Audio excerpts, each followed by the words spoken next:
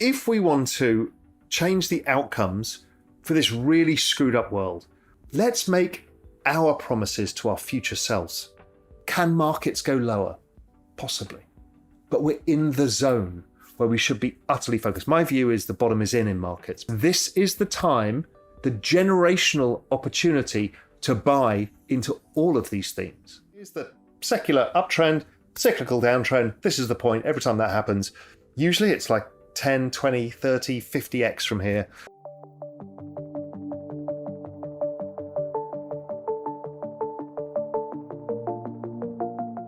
Hey guys, welcome back to Let's Talk Crypto. In today's video, Raoul Pal, the co-founder and CEO of Real Vision, will show us the potential upcoming opportunities in the foreseeable future. Raoul has a rather grim view of today's world, yet he is still very optimistic about what's to come. Raoul opened up the discussion by highlighting the gravity of our situation, but more importantly how we can prepare ourselves for it. Amid massive problems with debt, an aging population, dysfunctional politics, and shifting international relationships, it can be easy to think that there's no hope. But as Raoul shows in this eye-opening video, there are still great investment opportunities out there, many of them among the crypto industry. Let's listen to Raoul Pal as he sets the scene by explaining all the investments he is making to stay ahead of the curve, and ways you can better shape your financial future. So settle in, grab a pen and paper, and listen up, you don't want to miss this. But before we do, please consider subscribing to our channel, as we bring you daily content on the latest crypto news.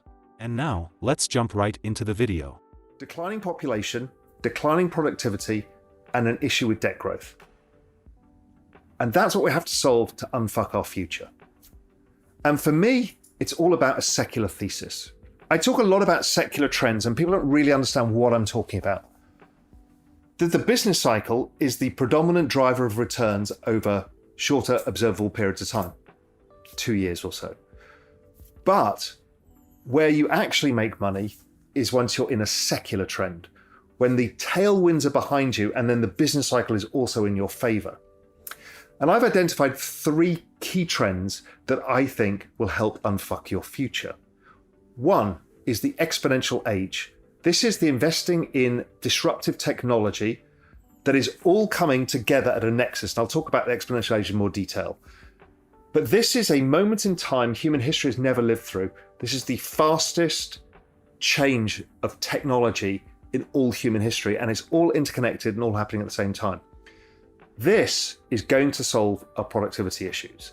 It will solve for the lack of population, but we have to get there first, and we're not there yet. The next one, digital assets. Well, digital assets solve 2 things here. One is the issue with debt and the broken financial system, and I've talked at length about why this is so important and why having a new parallel financial system we can transition across to, the Bitcoin life raft as I called it, and the digital asset life raft, I think is incredibly important, and it's going to play a bigger and bigger role in our future. It also solves productivity because it is a very efficient way of transferring ownership and value and brings new sources of value onto global balance sheets such as brand, community, and other intangibles. So it can be a step change for productivity and capital itself, and also for how markets work. All of the trapped capital in T+2 settlement market all gets freed up. The trapped capital of the intermediaries in the transfer markets all gets cleaned up. So much money comes back into the system, becomes more efficient. More capital efficiency allows for more productivity, and that should help. It also reduces the issue of all of this debt because it offsets it. And I've proven to you over time that crypto outperforms the increase of the Fed balance sheet, and only 2 assets in the world do over time. One is technology, one is crypto, and crypto beats them all because it's a very fast adoption of technology. So these are the secular theses. Now, why I'm interested in them right now, because these are long-term trends, is because we're at the magic nexus. We're at the nexus where the cyclical trends driven by the business cycle have reached the bottom of the secular trend. And that is when things get really interesting. Can markets go lower? Possibly. But we're in the zone where we should be utterly focused. My view is the bottom is in markets, but I can be wrong. But the point being is this is the time, the generational opportunity to buy into all of these themes. We all know generational wealth is created in moments of crisis, and as Raoul believes markets have already hit the bottom of this bear cycle, now is the best time to start accumulating digital assets like Bitcoin or Ethereum, in his opinion. So, let's listen to what investment opportunities Raoul is seeing in the foreseeable future and how you can position yourself to take advantage of them. So you're familiar with the Metcalfe's law effect in cryptocurrencies. But that is playing out literally across all technology at the moment. And it's going to create Reed's law, which is multiple exponential ages or multiple Metcalfe's laws added together. Everything is about to go exponential. I don't even think society can deal with this. It's going to create a huge amount of problems and a huge amount of opportunities. I can't deal with the problems. I'm not a politician, but I can deal with the opportunity. I'd rather invest in the future than ignore it, because then I'm just going to be bitter and everything will have changed and I won't have made any money. If I can make money from it, I can kind of accept the change. It's actually a Jedi mind trick. So the first part of this is what I call the base infrastructure layer. Okay, the next layer is the productivity layer. For me, that's AI. It enhances humans. Robotics enhances humans. 3D printing, it makes quick and efficient, effective manufacturing. And that's including in biotech itself. So you can 3D print cells, stuff like that. That's coming. Autonomous vehicles, which means that we can get from A to B without needing drivers. Now, a lot of the productivity layer replaces humans. But remember, all the baby boom population is going to die off in the next 20 years. So we need to replace those humans. So there is going to create friction where AI suddenly disrupts a bunch of people, but also as population shrinks, this happens. After that is the digital value layer. This is digital assets, stable coins, CBDCs, NFTs, community tokens, DeFi, all of the stuff that's being built on top of the digital asset networks, Bitcoin, Ethereum, Solana, Polygon, and all of that. This is how everything moves around, all value moves around in the digital age. And also it's where where trusted sources come into play, stuff like digital ID. In a world where AI can make as much content as possible, we need to have some sort of digital ID, whether it's got zero knowledge proof, so nobody knows who you actually are, but you can prove you are a person, is going to become increasingly important. So the digital asset layer and the digital value layer is an important part. The other part is the augmented human layer, which is partly AI and some of the productivity layer. But on top of that, we've got a revolution going on in biotech and longevity sciences. So people are going to live longer. They're going to live healthier. And again, that should help with this population that's so old. It gives us more people around, so we have further productivity from humans. But also people just want to live longer. We're having those breakthroughs. It's happening everywhere. AR and VR, augmented reality, virtual reality, the metaverse, these are all coming into our world. We haven't had the Cambrian moment yet, but I think it's coming really soon. We all kind of know about it. It's like AI, right? AI was the biggest fucking Cambrian moment I've ever witnessed in my life, and provably so because it was the fastest adoption of any new piece of technology anybody ever seen. Crypto was the fastest prior to that by a long way. But this, ChatGPT, went from 0 to 100 million users in a month or a month and a half. It is astonishing, right? People scramble when they see something like this. Oh my God, this is so disruptive. And we will see that with AR, VR, and the metaverse in different ways. We will see it in many of the other parts. Robotics.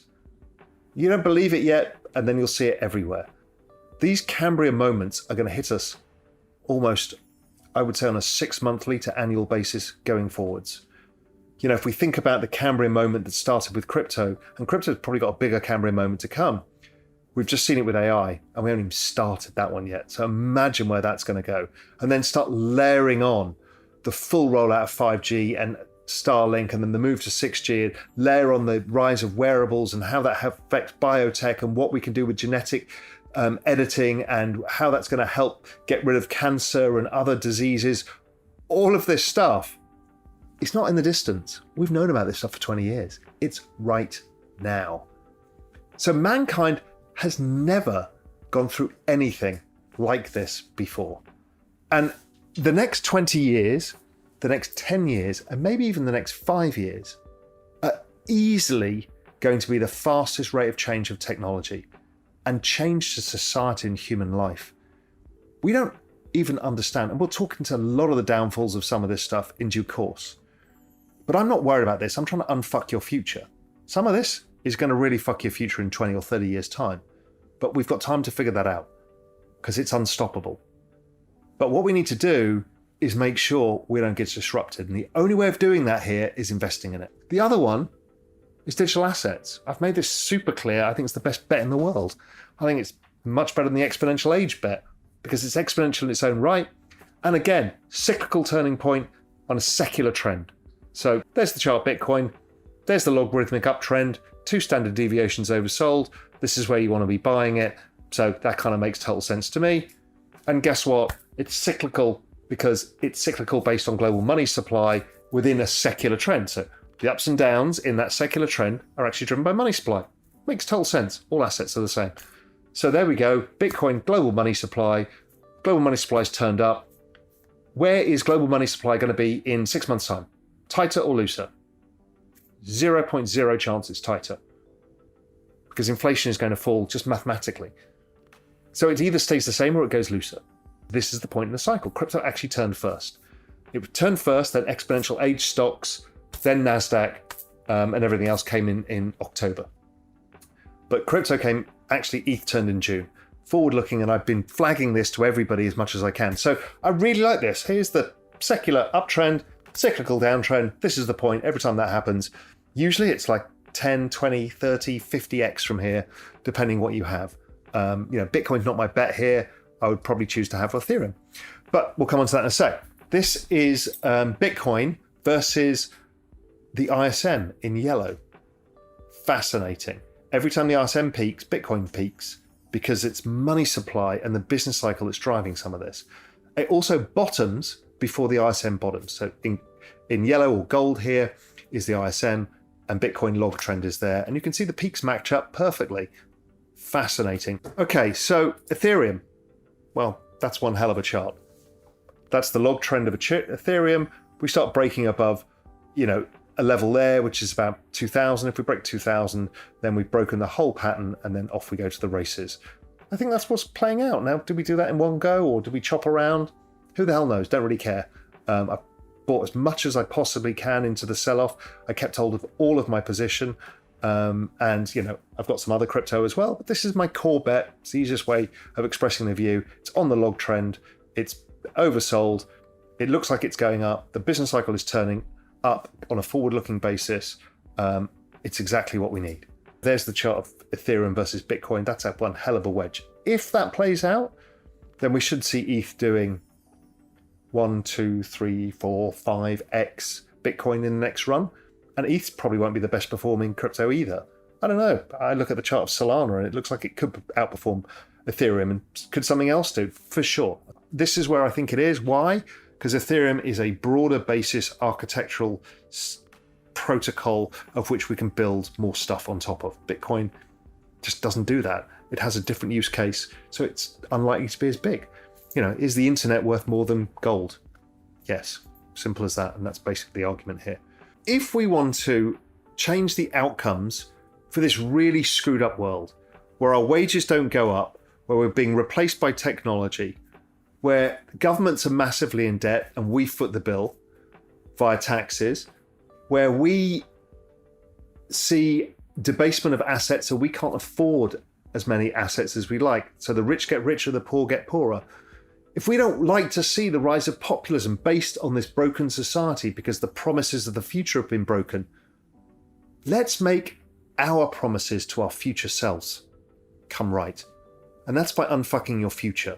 Thinking about what can I do today that will give me a chance to outperform the debt, the balance sheet, the demographics. How do I outperform the robots? Invest with them. I try to do it to get people to get outside of their narrative, because there's narratives out there that are all-encompassing and they've become political. Ignore that.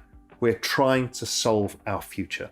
What are your thoughts on Raoul's view of the opportunities that are currently presenting themselves, and how do you anticipate Bitcoin will perform in the next market cycle?